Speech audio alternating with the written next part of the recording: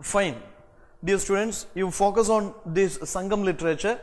This is very, very important both for your prelims and mains. In the mains, you can expect how this Sangam literature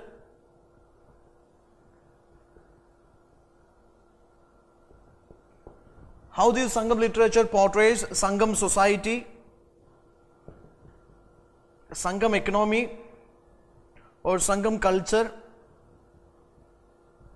etc. Yes, we get a good information regarding the Sangam society, Sangam economy or Sangam culture, Sangam polity, etc. from Sangam literature. Have an idea what are the major classical works in Sangam literature? Yes, Tolkappiyam. One of the famous work is called Tolkappiyam. Then Pattu Pattu is there, Ettu Togai is there, Padinel Kilkanakku is there. So these are the major classical works. These are the major works in Sangam literature. Tolkappiyam. This Tolkappiyam, it is dealing with the Tamil grammar. This is dealing with the Tamil grammar, and this is authored by Tolkappiyar.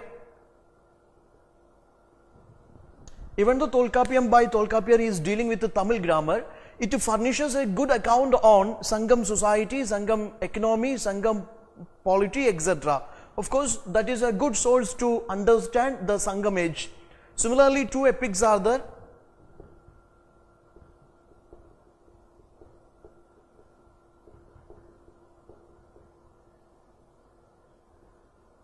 Shilapadigaram, Manimegale. These are the two Sangam epics or Tamil epics. They also give us a good account about this Sangam age, Sangam society, economy, polity, culture, religion, and the status of the women. And what was that particular timeline this Sangam literature compiled? This is believed from 3rd century BC to 3rd century AD. 3rd century BC to 3rd century AD. Then regarding three powers mentioned in this Sangam literature. Sangam literature, it gives a good picture about three major kingdoms of Tamil country, that is Pandya, Chera, Cholas. This was also a prelims question, previous year's prelims question. Have an idea. The three major kingdoms, dealt in Sangam literature, Pandya, Chera, Cholas. Then of course, they adopted different titles also. I mean, Pandya, Chera, Chola rulers adopted different titles. Cheras adopted the titles like Vannavan, Kuttuvan, etc. Then Cholas adopted the titles like Senni, Vallavan, Killi, etc. Pandyas adopted the titles like Tennavar, Minavar, etc. Different titles adopted by these Sangam rulers.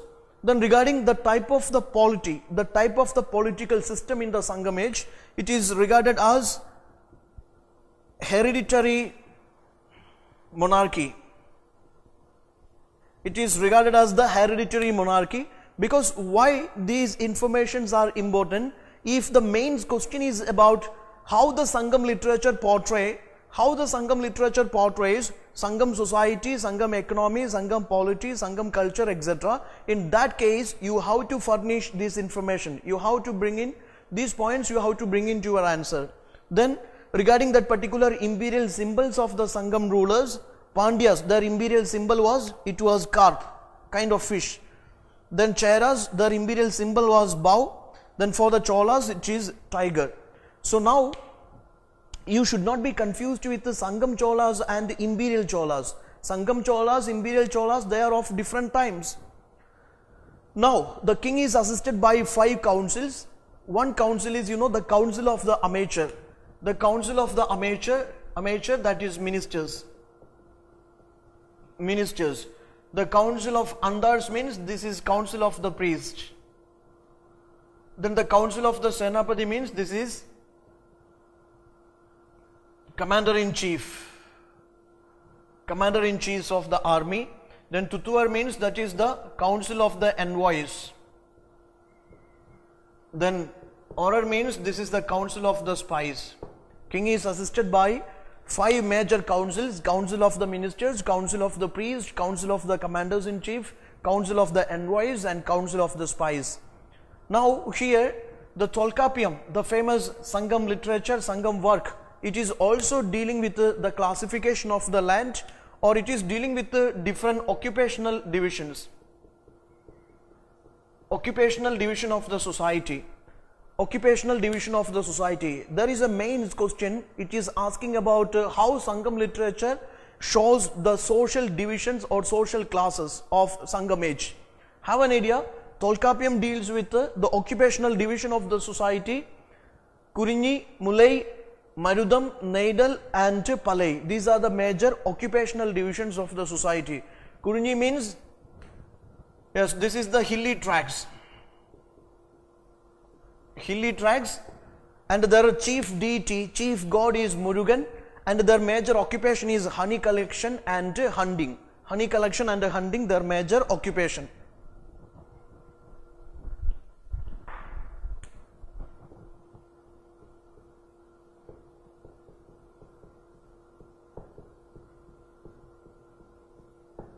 Now this is Mulai. Mulai is, Mayan is their major god, identified with the Vishnu, and their major occupation is cattle rearing. They live in the pastoral land. Then this is Marudam. Marudam, their major god is Indiran or Indira, and their major occupation is agriculture.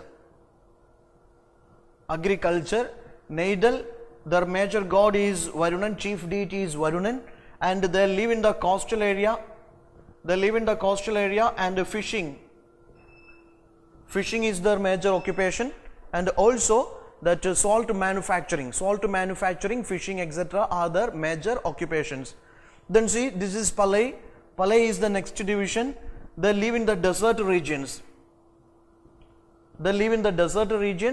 And the Koravai is their major god, chief deity, and their major source of income is through robbery.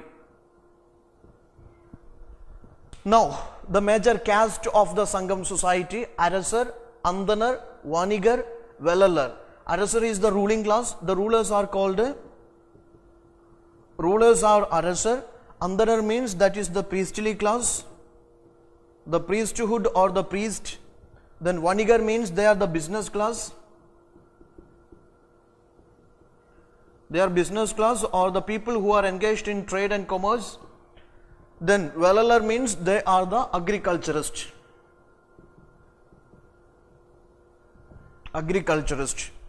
Then again, the Sangam literature talks about hero stone worship in the Sangam age, Sangam society. Hero stone worship, that is Nadukal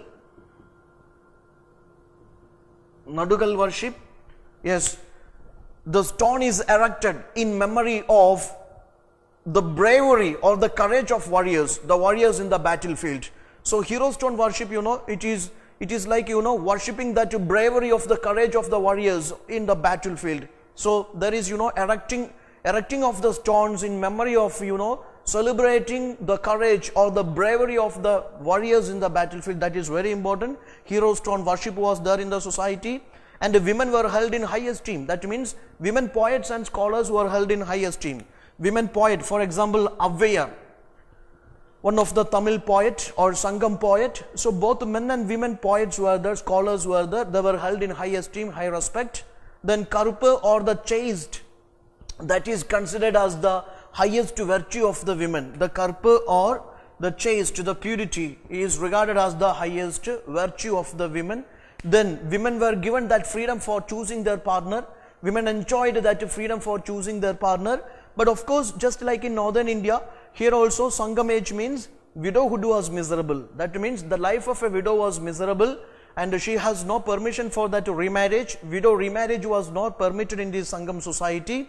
Women of the upper caste, they had to practice this sadi like customs, or that kind of the traditions were also there. Then dances were highly celebrated. They were patronized by the rulers of the kingdoms. Poetry, music, dance, these were the major forms of entertainments. Then here, Panars, the singing bards. They were the singing bards, and they were directly patronized by the rulers. They were directly patronized by the Sangam rulers. And Kutu was, that was one of the major form of, or one of the major form of entertainment in these Sangam kingdoms. So these are various informations you can bring into your answer. From prelims and mains point of view, this is important. From mains point of view, you should know how these Sangam literature throw light into social political aspects of this, Sangam age or Tamil kingdoms. Yes, we are summing up. Have an idea. The classical Sangam literature like Tolkappiyam, Pattupattu, Ettu Togai, Padinel Kilkanakku, these are the major classical like Sangam literature. And of course, two epics are the Shilapadigaram and Manimegalai. The timeline of the compilation of the Sangam literature, or the timeline of the Sangam literature, 3rd BC to 3rd century BC to 3rd century AD. It is describing three South Indian kingdoms, Pandya, Chera, Cholas, and they adopted different titles. The type of the government, it was a hereditary monarchical government. Hereditary monarchical government. That means the elder son is succeeding his father. Symbols, imperial symbols adopted by these Sangam rulers. Pandyas, carp was their imperial symbol. Cheras, bow was their imperial symbol. Cholas, tiger was their imperial symbol. The king is assisted by 5 councils. The council of the ministers, Amateur. The council of the priest, that is Andanar. The council of the commanders in chief, that is Senapati. The council of the envoys, Tutuar. The council of the spies, Orar. All these were the major councils which assisted this king in administration. Then Tolkappiyam is talking about 5 divisions, or Tolkappiyam is talking about 5 land divisions or 5 occupational division of the society, like Kurinji, Mullai, Marudam, Neidal, Palai. Kurinji, they were hilly people, their chief deity is Murugan. They were engaged in honey collection and hunting. Mullai, Mayan or Vishnu is their main chief deity, and they live in pastoral land. Cattle rearing is their major source of income, livelihood.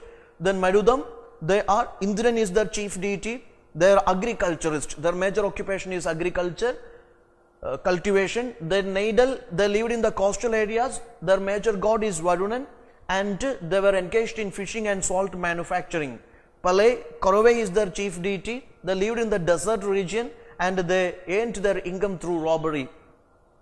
Then the 5 castes of the Sangam society, Adasar, Andanar, Vanigar, Velalar.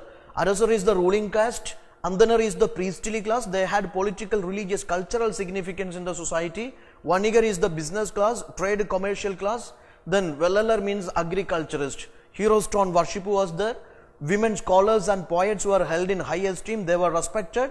Then Karupu or chaste is considered as the highest virtue of the women. Women enjoyed that right to choose their partner, but the widowhood was miserable, or the widows were not permitted for remarriage. Then Sati was practiced among the higher caste women.